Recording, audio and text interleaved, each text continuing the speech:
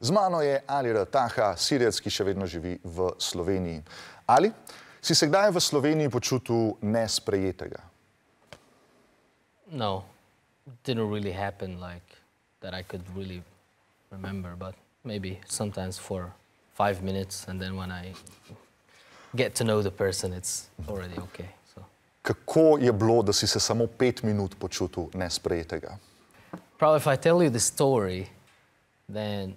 Is it too long? No, the person would know I'm talking about him. So maybe I would... There is one YouTube comment, this is another one, after the Zdravljica thing on TV. And one guy was like, why is this guy not wearing a turban? And I was like, maybe because it's India, not Syria. Maybe that's why. Mogoče.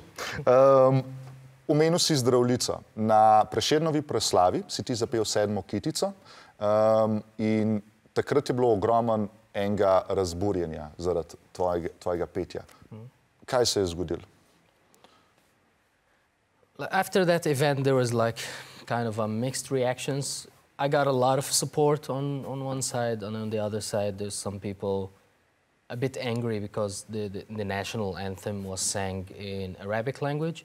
Some of them thought it was only sang in Arabic language, and they forgot that there was 6 other languages, and the first one was Slovenian. So some people really thought that it was just sang in Arabic, not even in Slovenian, and they had really strong reactions, but I would understand if that was the case, but it wasn't, so. Je bil kakšen sovražen komentar? More like funny ones, like the turban one. Or, yeah.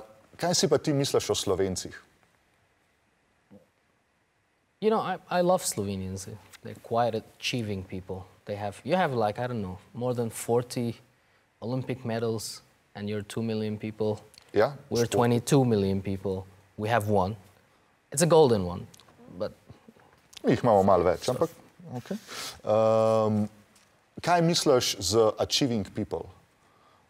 Poleg medalj iz tekmovanj? That's like one example, but like Slovenia has a lot of achievements around the world, and to je res. I'm not talking about Trump's wife, but in general. Ampak tudi to ne. Yeah, as well.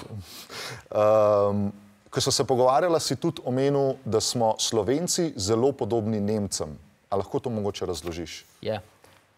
What I meant is, you know, they overwork themselves and they take life too seriously, and that's what I think is similar to the German mentality.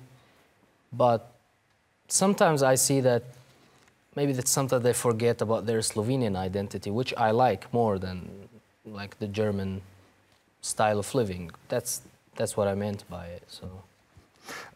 Zdaj si že zaključil študij. S čim se sedaj ukvarjaš, kje te lahko recimo ljudje, naši gledalci, vidijo? Well, now I work as a multimedia technician in Zavod APIS, so I do audio and video editing and engineering and this kind of things. And in free time, I do some comedy, stand-up comedy and music.